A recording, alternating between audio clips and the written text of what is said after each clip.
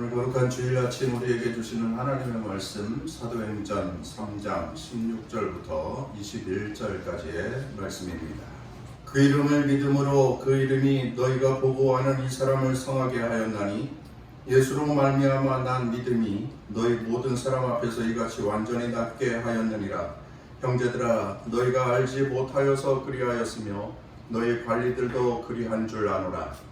그러나 하나님이 모든 선지자의 입을 통하여 자기의 그리스도께서 고난 받으실 일을 미리 알게 하신 것을 이와 같이 이루셨느니라. 그러므로 너희가 회개하고 돌이켜 너희 죄 없이 함을 받으라.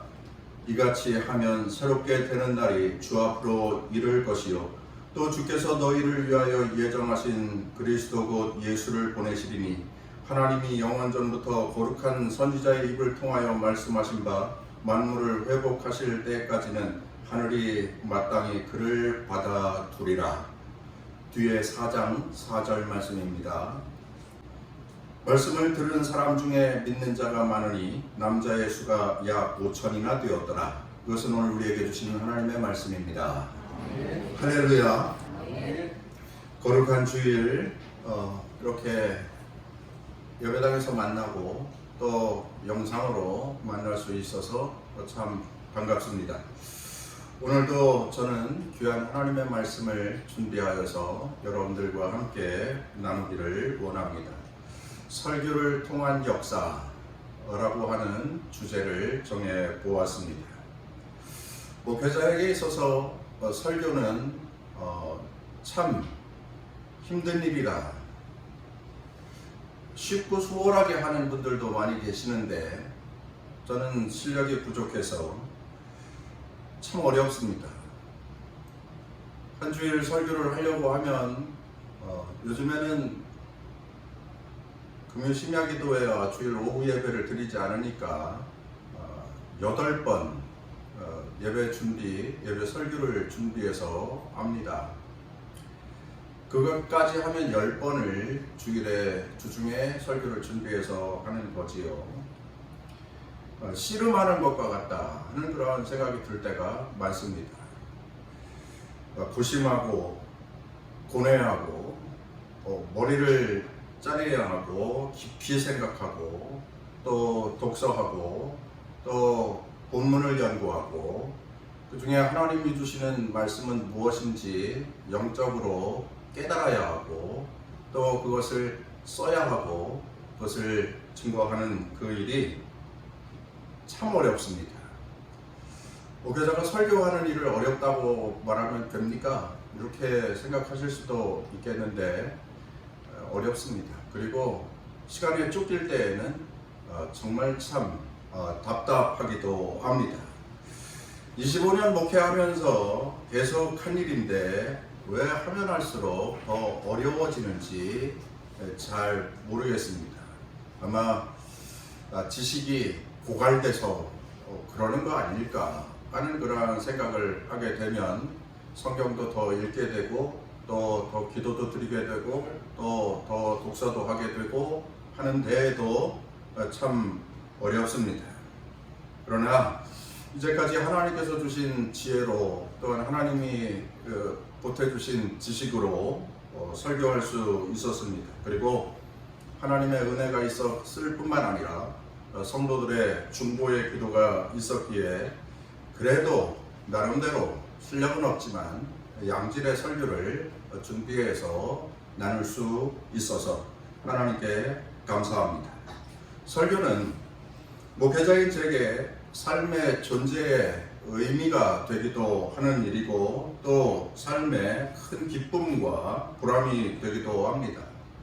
설교를 준비해서 설교를 하였을 때에 성도들이 그 말씀을 듣고 믿음이 자랐다고 고백하는 분도 계시고 힘을 얻었다는 분도 계시고 또 마음의 시원함을 얻었다 하는 분도 계시고 평안을 찾았다라고 하는 분도 계시고 어떻게 해야 될지 몰라 막막했는데 하나님께서 밝히 그 해결책을 알려주셨다라고 하는 그러한 고백을 드리는 분들이 간혹 있습니다. 간혹. 그러니까 모든 분들이 다 그렇게 매주마다 고백을 해주면 뭐 좋겠습니다만은 그런 고백이 자주 있는 건 아니고 그냥 간혹 그러한 분들을 만날 때면 아 이래서 설교하는구나, 아 이것이 설교의 보람이구나 하는 그러한 생각이 들 때가 있습니다. 아무튼 부족한 사람이 늘 설교하려고 단에 올라올 때마다 두렵고 떨리는 마음으로 섭니다. 이것이 내가 할 수 있는 일이 아닌데 하나님께서 기회를 주셨고 또 하나님께서 지혜를 주셔서 또한 하나님께서 부족하지만 그 자격을 허락하셔서 설교할 수 있게 하셨으니 하나님의 도구로 쓰임받는 것이다 라는 생각이 들 때에 가슴 벅찬 기쁨을 느낄 때가 있습니다. 오늘도 그와 마찬가지입니다. 하지만 언젠가는 제 나름대로 설교를 잘 준비해서 말씀을 전했지만 교인들이 다 졸고 있는, 다 주무시고 계시는 때가 있습니다. 아이고 날이 후덥지근하고 덥고 피곤하니까 그러려니 하지만 목회자가 설교를 얼마나 재미없게 하면 교인들이 다 자냐 하는 그러한 생각이 들을 때 마음에 책임감, 무거운 책임감을 느끼기도 합니다. 설교를 한 교회에서 15년 이상 설교를 했는데도 불구하고 교인들이 잘 들어주는 것 같지 않고 또한 교인들이 들었는데도 한없이 많이 들었는데도 신앙적인 어떠한 변화가 없는 것 같고 또 심지어는 신앙을 잃어버리고 가버리는 그러한 분들도 계시는데 그러할 때에는 참 용기 떨어지지요. 힘 빠지지요. 가슴 아픈 일이며 안타까운 일인데 내면에 굉장한 상처가 되고 또 아픔이 되는 그러한 경우들도 있습니다. 그러한 일들이 생겨나면 왜 나는 교인들을 변화시키는 설교를 하지 못할까 하는 그러한 마음의 자책이 듭니다. 왜 나에게는 성도들에게 은혜를 주는 설교를 하지 못하냐? 왜 성도들의 믿음이 불쑥불쑥 커가는 그러한 경험을 왜 나는 못하는 거지? 어떤 목사님은 생기기도 잘생겼고 또 말씀하는 것도 아주 달변가라서 저 은혜로운 설교를 하는데 왜 나는 그게 안 될까? 비관하는 것은 아니고요.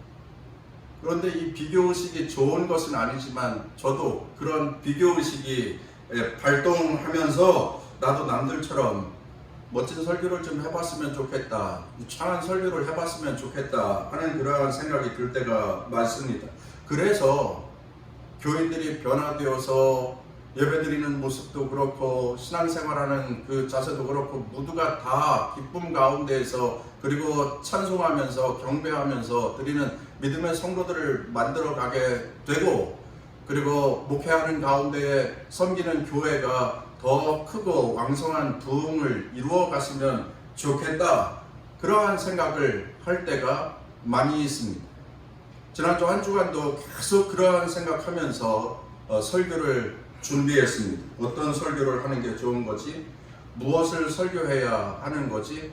어떻게 설교해야 하는 거지? 그러한 생각이 제 머릿속에 가득하였는데 이번 주 설교를 준비하면서 베드로의 사도행전에 나타난 베드로의 설교를 그리고 그의 결실을 보면서 대단히 큰 도전을 받게 되었습니다. 그리고 베드로의 설교를 통한 그 결실은 제게 은혜가 되었고 저에게도 깨달음이 되었습니다. 오늘은 설교를 통한 역사, 여러분들과 함께 설교를 드리고 또한 여러분들과 더불어서 나타내는 하나님의 은혜와 능력, 그것에 대하여서 함께 말씀 나누면서 은혜 나누기를 원합니다. 베드로의 설교와 역사를 보면 본문 전에 사도행전 2장의 말씀이었죠. 마가의 다락방에 불같은 성령의 강림이 일어난 후에 베드로가 오순절을 지키기 위하여서 예루살렘에 모여든 사람들에게 첫 번째 설교를 한 기록이 있는데, 그런데 그 설교를 끝낸 후 결과가 사도행전 2장 41절에 보시면 그 말을 받은 사람들은 세례를 받음에 이날에 신도의 수가 3,000이나 더하더라. 설교를 한 번 했는데 3,000명이 세례를 받게 되는 놀라운 능력이 있었다. 이렇게 말씀하고 있어요. 대단하지요? 그리고 사도행전 3장으로 가면 이번에는 베드로가 예루살렘 성 안에서 그 안전뱅이를 일으키고 난 후에 그를 보려고 모였던 사람들, 그들이 솔로몬 행각에 모였을 때에 베드로가 두 번째 설교를 합니다. 그 내용 중에 일부를 지난 주일에 베드로의 간증이라 하면서 여러분들에게 1차 말씀을 드렸었지요. 그리고 그 두 번째 설교의 결실이 있는데, 오늘 우리가 함께 읽었던 4장 4절의 말씀을 보면 말씀을 들은 사람 중에 믿는 자가 많으니 남자의 수가 약 5,000이나 되었더라. 베드로의 설교를 들은 후에 그 심령의 변화를 일으킨 사람, 그래서 그리스도인이 되겠다고 결단한 사람, 예루살렘 교회에 나와 등록한 사람들이 5,000명이나 되었다. 이렇게 말씀하고 있습니다. 베드로가 설교를 했는데 그런 놀라운 부흥의 역사가 그 결실로 이루어졌다라고 하는 말씀이지요. 물론 베드로가 설교를 할 때마다 계속해서 이런 놀라운 역사가 일어났던 것은 아니겠습니다만은, 설교를 했는데 한 번은 그 설교를 들은 사람들 3,000명이 세례를 받았고, 또 설교를 했는데 그 설교를 들은 사람들 5,000명이 예수를 믿게 되었다고 하니 이거 놀라운 역사 아닙니까? 대단한 기적이 아닙니까? 도대체 베드로는 어떻게 설교한 거지? 베드로는 도대체 무엇을 설교한 거지? 어떻게 무엇을 설교했기에 이러한 놀라운 부흥의 역사가 일어나게 된 거지? 베드로의 설교를 듣고 또 사람들에게 어떠한 변화가 있었기에 3,000명도 세례받고 5,000명도 회개하고, 이것은 설교를 늘 하는 제게 큰 관심이고, 또 설교를 듣는 여러분도 역시 큰 관심을 가져보셨으면 좋겠다는 생각이 드는데, 이러한 물음을 마음에 품고 오늘 본문 말씀을 살펴보겠습니다. 첫째로 베드로의 설교의 내용입니다. 무엇을 설교했느냐? 한번 따라서 하겠습니다. 베드로의 설교는 예수를 전하는 일에 초점을 맞추었습니다. 다른 것을 전한 것이 아니고 예수 그리스도를 증거하였다 라고 하는 것입니다.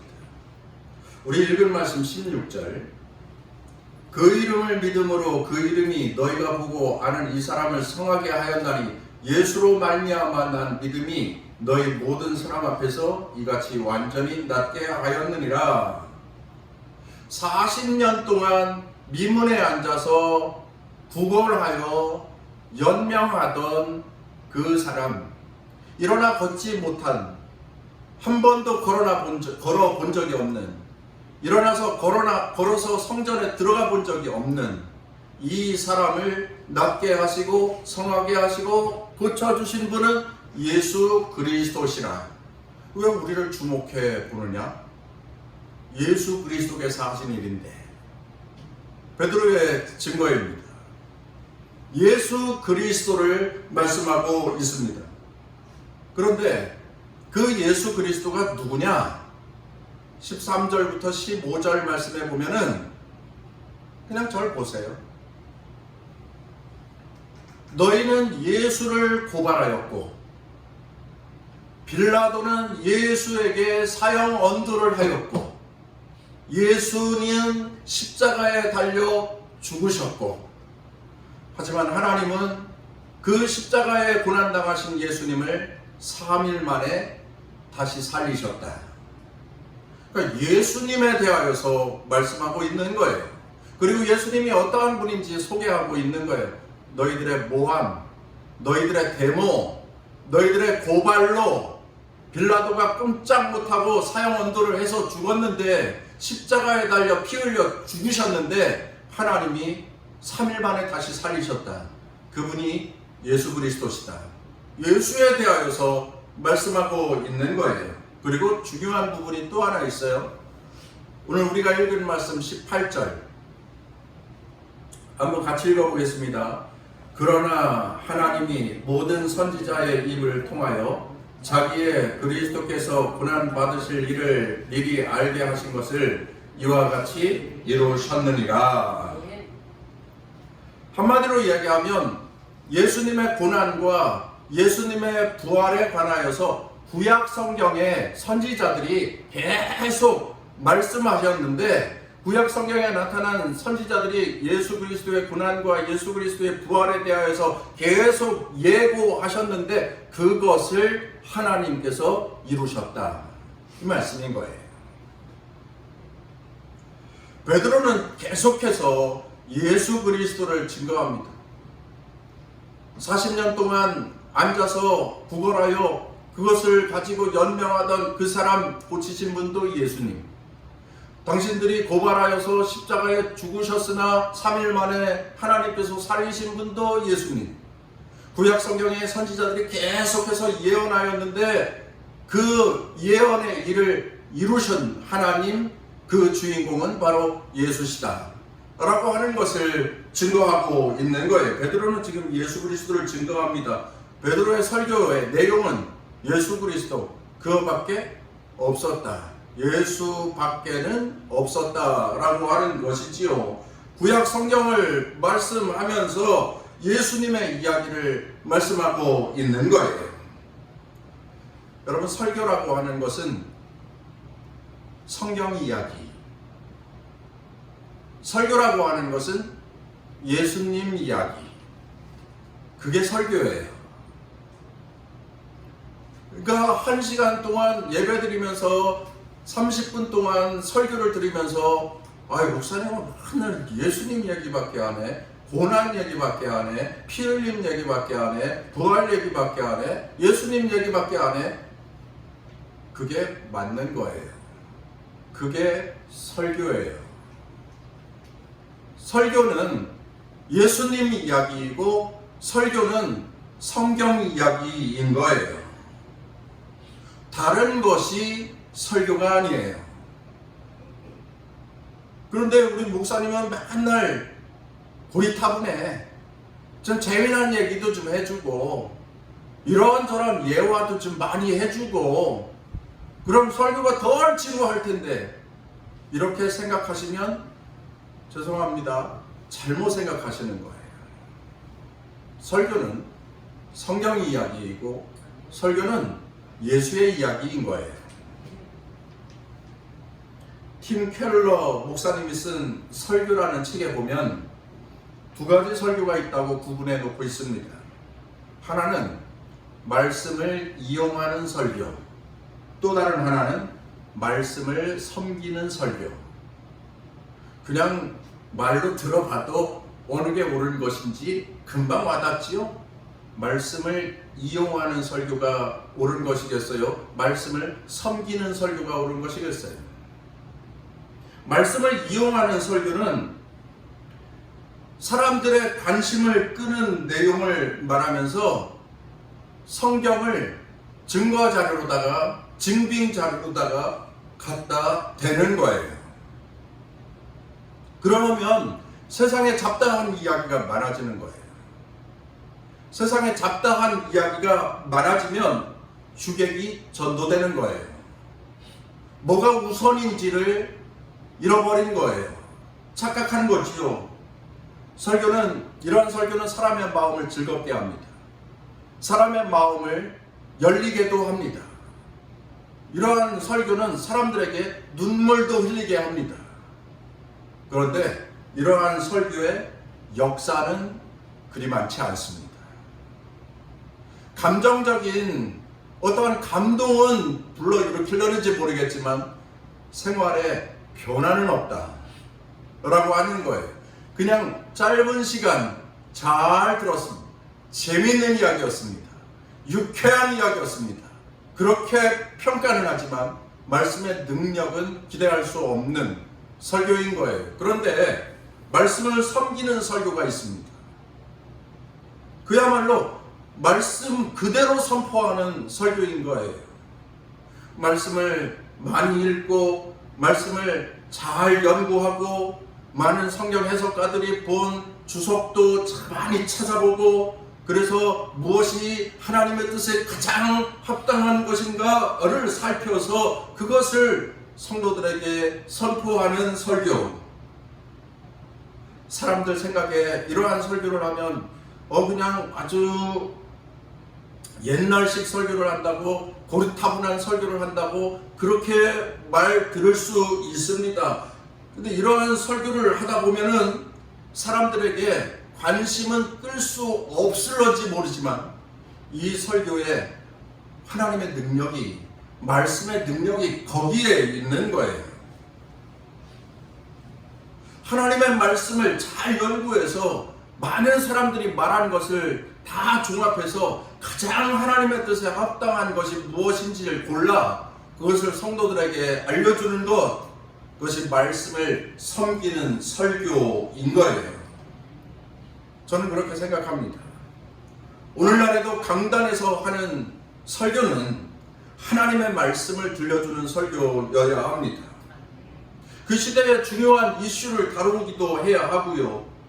또 정치 이야기도, 그리고 먹고 사는 이야기도, 또한 사회의 어떠한 문제를 풍자하는 그러한 것도 성경의 관점에서 다루어 볼 수 있겠지만 그것이 주가 되어서는 안 된다.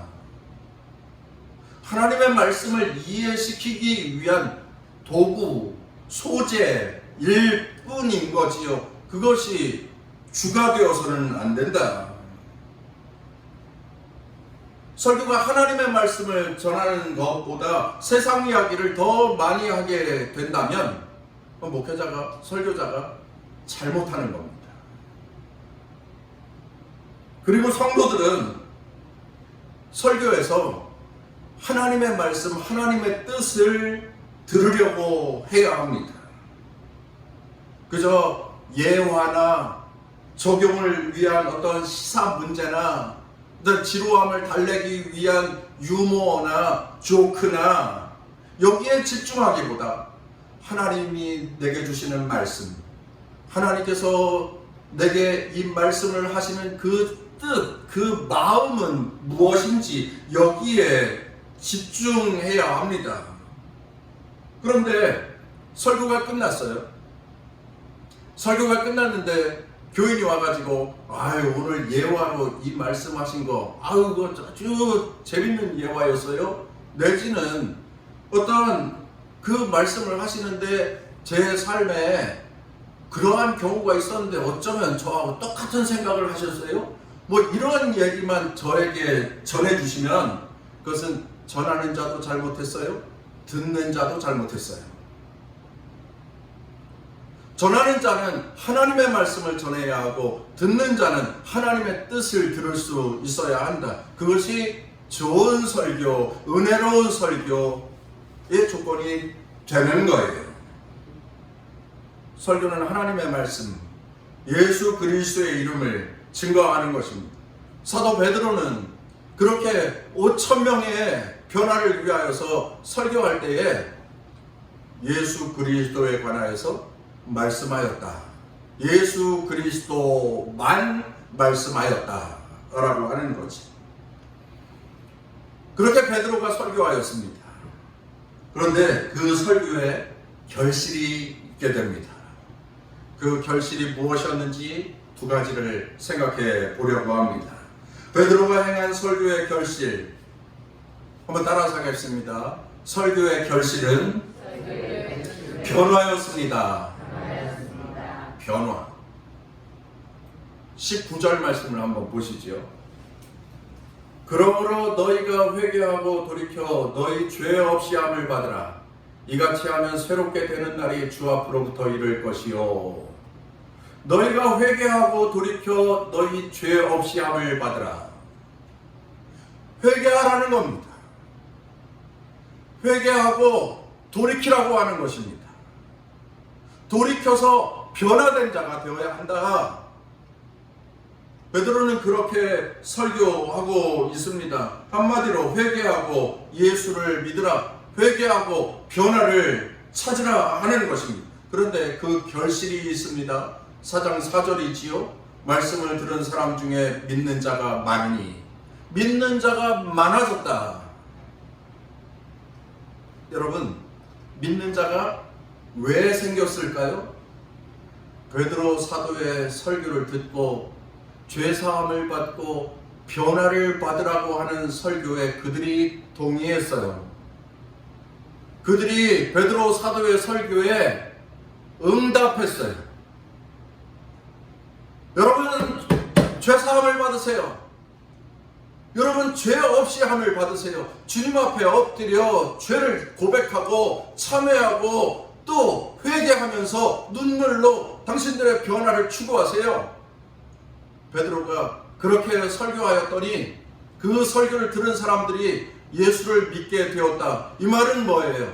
베드로 사도의 설교에 동의하여서, 베드로 사도의 설교에 동감하여서 그들이 변화를 추구하였다, 회개하였다, 참회하였다, 엎드려 눈물로 자신들의 죄를 없이 함을 받기를 위하여서 하나님 앞에 간절히 기도하였다라고 하는 것입니다.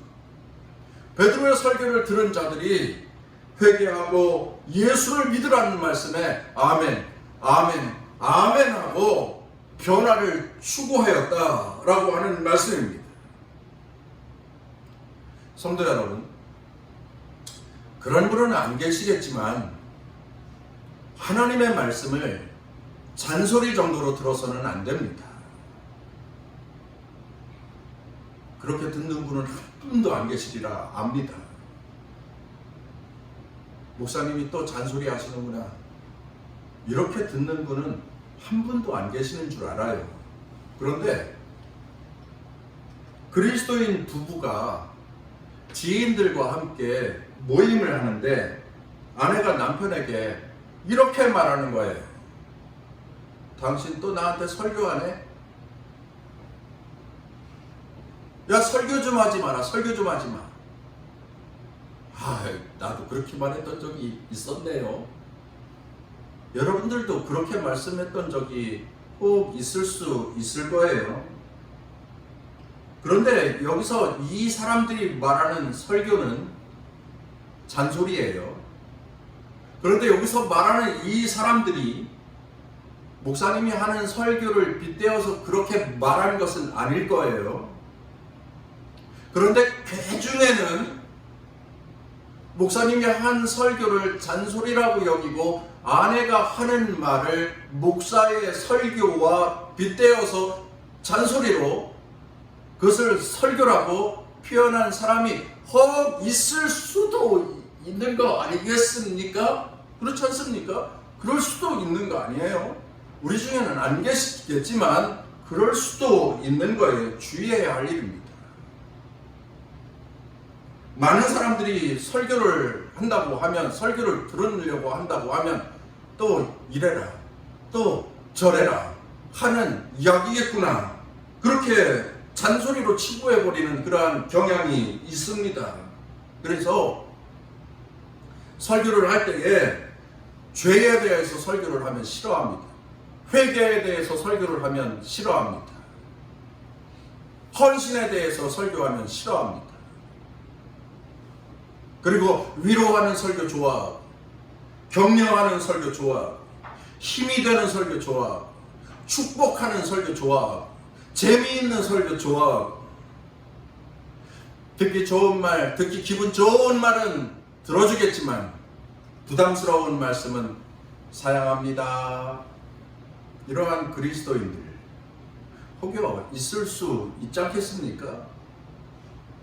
그러다 보니까 오늘날 설교를 하는 설교가들도 성도들의 구미에 맞는 말씀을 준비하려고 하는 거예요. 성도들이 들을 때에 웃으면서 들을 수 있는 말씀만 준비하는 거예요. 마치 고객을 대하는 서비스하는 사장님들처럼. 그래서 요즘 설교의 유형을 보면 부드러운 설득이 주를 이루는 부드러운 설득, 이렇게 좀 해주셔야 되지 않겠습니까? 좀 동의해 주시지요? 그게 맞지 않습니까? 부드러운 설득. 그러한 유의 설교가 많다라고 하는 거지요. 죄에 대하여서 신랄한 비판을 하는 설교는 없습니다. 회개에 대한 준엄한 선포를 하는 설교도 없습니다. 그래서 뭐가 없어요? 변화가 없어요. 회개가 없습니다. 하나님 앞에 눈물로 참회하는 모습이 없습니다. 왜?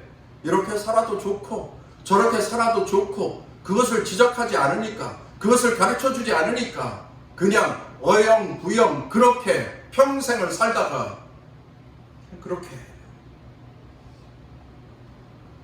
18세기 영국 교회를 주도했던 조지 휘필드는 자신의 설교를 책으로 만들어야겠습니다 라고 하는 출판사의 제의를 받고 이렇게 말했다고 합니다.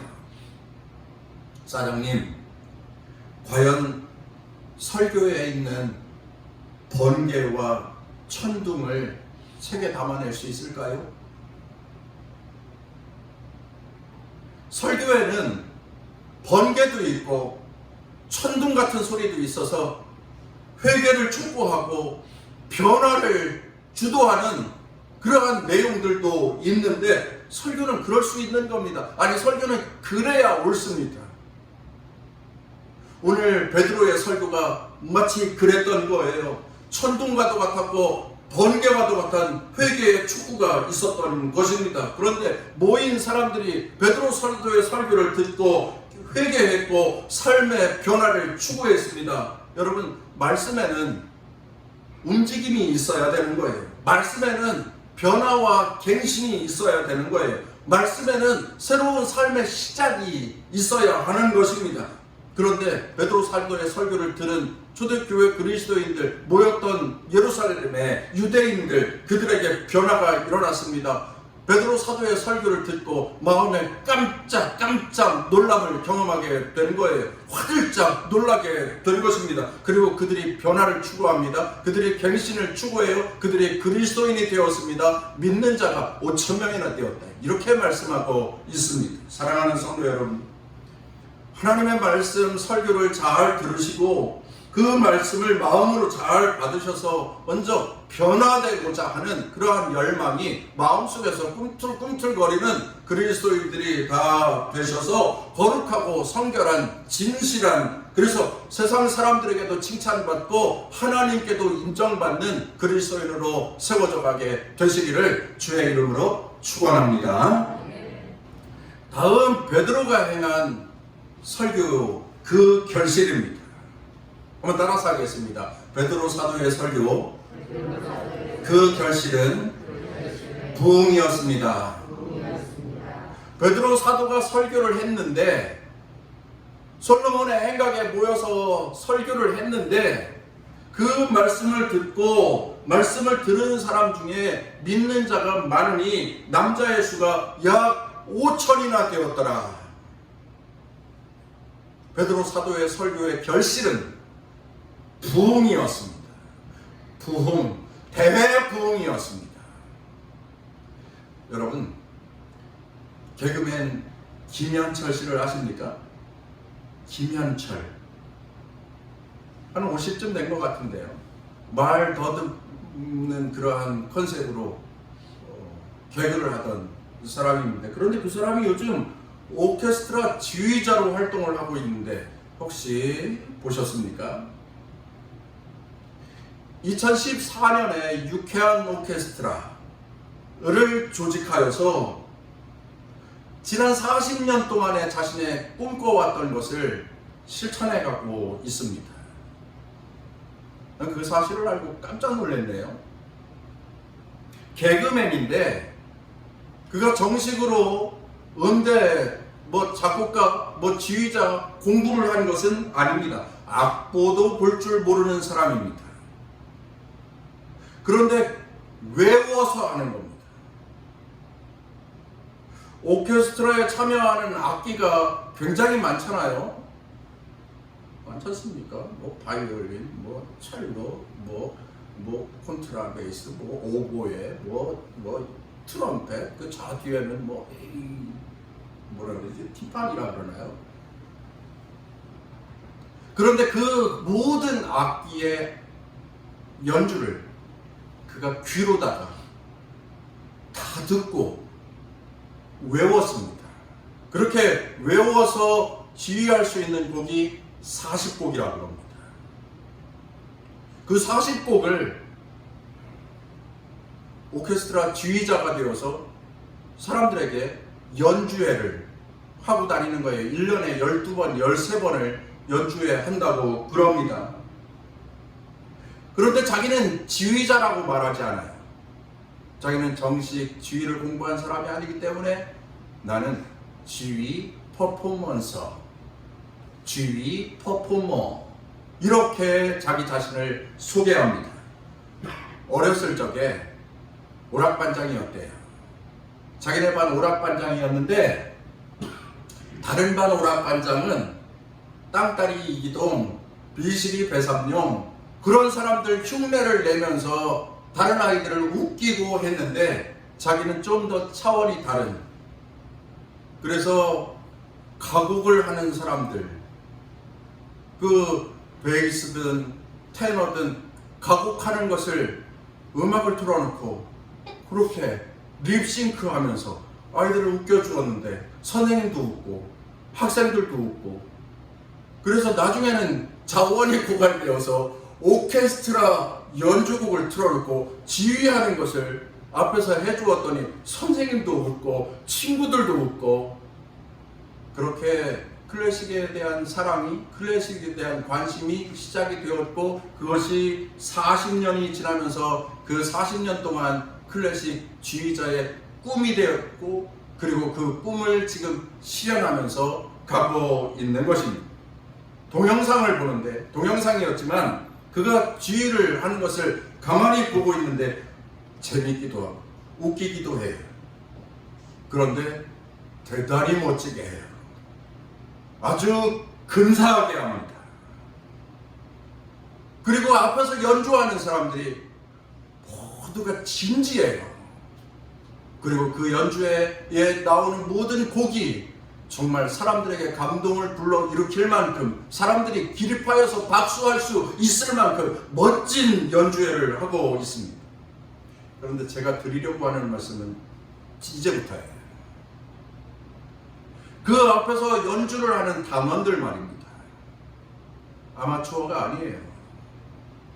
외국 유학을 다 다녀온 사람들입니다. 아주 연주에서는 그 악기의 전문가예요. 최고예요. 그런데 앞에서 개그맨이 외워서 지휘를 한다? 그럴 때 그들은 처음에는 굉장히 무시했을 거예요. 이게 말이 되냐? 클래식하는 우리의 자존심이 있지, 우리가 무슨 개그 콘서트 하는 거야? 이러한 생각이 있었을 듯한데, 지금은 김현철 씨를 지휘자로 인정하고 그 앞에서 연주한다, 그의 지휘를 따라서 연주하고 있다라고 하는 것은, 그렇게 지휘자와 연주자가 혼연일체가 되어서 멋지고 근사한 아주 우아한 클래식의 세계를 연주해가고 있다. 그리고 모여든 많은 사람들에게 기쁨과 즐거움과 감동을 선사하고 있다라고 하는 거지요. 많이 배운 사람들인데, 개그맨과 함께, 그런데 너무나도 근사한 연주회를, 사람들에게 감동을 불러일으키는 그러한 연주회를 하고 있다라고 하는 것입니다. 사랑하는 성도 여러분, 목회를 해오면서 저는 참 좋은 교우들을 많이 만났습니다. 그리고 오늘날 여기 저와 함께 남동 동산교회를 섬기면서 살아가는 여러분들도 제게 매우 좋은 교우들입니다. 여러분들 때문에 행복하고 또 즐겁습니다. 그리고 감사함으로 살고 있습니다. 목회자의 가장 큰 꿈, 그것은 성도들이 잘 되고 형통하는 것입니다. 그러나 목회자의 또 다른 큰 꿈, 그것은 하나님 나라 확장, 부흥이라고 하는 것입니다. 교회의 부흥, 이것을 저 혼자 할 수 없는 것이잖아요. 여러분들이 이 말씀을 들으면서 아이고 베드로 사도는 혼자 다 했는데, 혼자 설교하고 3,000명, 혼자 설교했는데 5,000명이나 다 했는데 목사님 혼자 하는 거지, 이렇게 말씀하시면 안 되고요. 저 혼자 할 수 없는 부분입니다. 여러분들이 교회의 각 부분을 책임지는 연주자가 되어주어야 한다라고 하는 것이죠. 여러분들이 마음과 뜻과 정성과 힘을 모아주어야 한다라고 하는 것입니다. 여러분들 중에 저보다 공부를 더 많이 하는 분도 계시고, 여러분들 중에 저보다 세상 지식도 더 많이 갖고 계신 분도 계시겠지만, 하나님이 주시는 말씀을 따라서 하나님 나라를 확장하여 가는 일, 세상에 믿지 않는 자들을 전도하여서 교회의 빈자리를 채워가는 일, 영혼을 구원하는 일에 함께 합심하고 협력해 주어야 한다라고 하는 말씀입니다. 목회자는 말씀을 준비하여서 드립니다. 하나님의 말씀입니다. 목회자는 성도들을 위하여서 중보하여서 기도하고, 성도들의 삶이 잘 지탱되도록, 성도들이 세상에서 건강한 삶을 살아가도록 늘 중보하여서 기도합니다. 여러분들도 세상에서 맡겨진 일, 자신의 직무에 최선을 다하여서 열심히 살아야 합니다. 여러분들이 영혼이 잘되고 범사가 잘되기를 주의 이름으로 축원합니다. 그런데 그렇게 함께 우리들이 믿음의 길을 가는데 이 일을 함께 해주어야 하는 거예요. 오늘 설교만큼은 여러분들이 조금은 좀 부담을 가졌으면 좋겠다 하는 그러한 마음이에요. 설교는 평가가 아니라 반응이라고 말씀을 드린 적이 2주 전인가요? 3주 전에 그런 말씀을 드렸지 않습니까? 설교는 반응이라. 오늘 설교를 비전 선포처럼 좀 들어주었으면 좋겠다 하는 그러한 마음입니다. 여기 계신 분들도 그렇고, 영상으로 예배하는 분들도 그렇고, 우리 교회의 미래의 비전을 선포하는 시간이었으면 좋겠다 하는 그러한 바람입니다. 한 사람이 한 사람을 전도하는 일에 참여하자는 거예요. 안 믿는 가족에서부터 시작하여서 안 믿는 친구까지 전도하는 일에 참여하자라고 하는 것입니다. 이 말씀을 들으면서 내 마음 가운데에 찔림이 있기를 바라고, 이 말씀을 들으면서 내가 너무 그런 생각 없이 그냥 나만 신앙생활하면서 살았구나, 내가 너무 무심했구나 하는 그러한 생각이 여러분들의 마음 가운데 좀 들었으면 좋겠다는 그러한 바람이, 그것이 하나님을 기쁘시게 하는 일이고, 그것이 주님의 몸된 교회를 부흥시켜가는 일이 될 텐데, 사랑하는 성도 여러분, 지금부터 우리는 기도했으면 좋겠어요.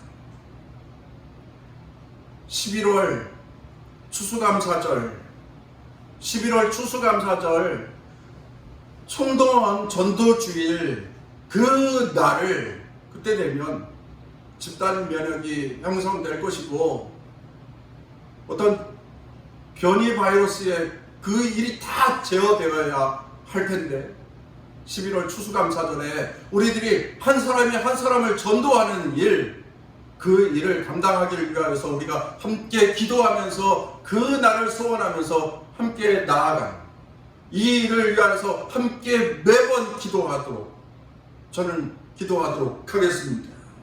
하나님, 우리 성도들에게 전도의 대상자를 주시옵소서.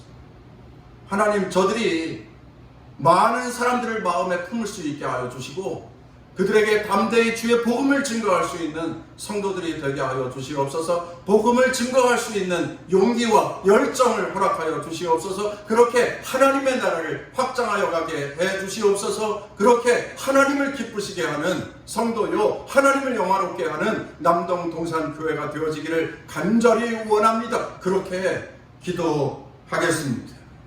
여러분들도 그 일에 좀 부담을 갖고 참여해 가시기를 주의 이름으로 부탁을 드립니다. 여러분, 정리하겠습니다.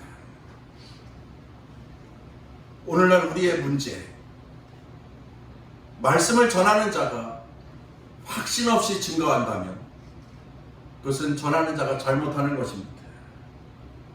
그런데 말씀을 듣는 분들이 기대감 없이 반복되는 설교다 라고 치부하면서 형식적으로 듣고 만나면 그것도 듣는 자의 문제인 것입니다. 이러한 문제를 극복하고 전해주시는 설교, 전해주시는 하나님의 말씀을 통하여서 내가 이러한 모습도 변화되어야 되겠고 저러한 모습도 변화되어야 하겠고 좀 더 하나님을 기쁘시게 하는 그리스도인의 삶을 살아야겠다고 하는 변화를 추구하는 성도들이 다 되시고, 나아가 말씀을 통하여서 대부흥을 이루었던 베드로 사도의 설교처럼 그 말씀을 듣고 깨닫고 우리들도 나아가 믿지 않는 자들을 구원해내어 살리는 그 일에 목회자와 함께 참여하여서 주님의 몸된 교회의 부흥과 하나님 나라를 확장하여 가는 일에 힘쓰는 우리 남동 동산교회 온 성도들이 다 되시기를 주의 이름으로 축원합니다.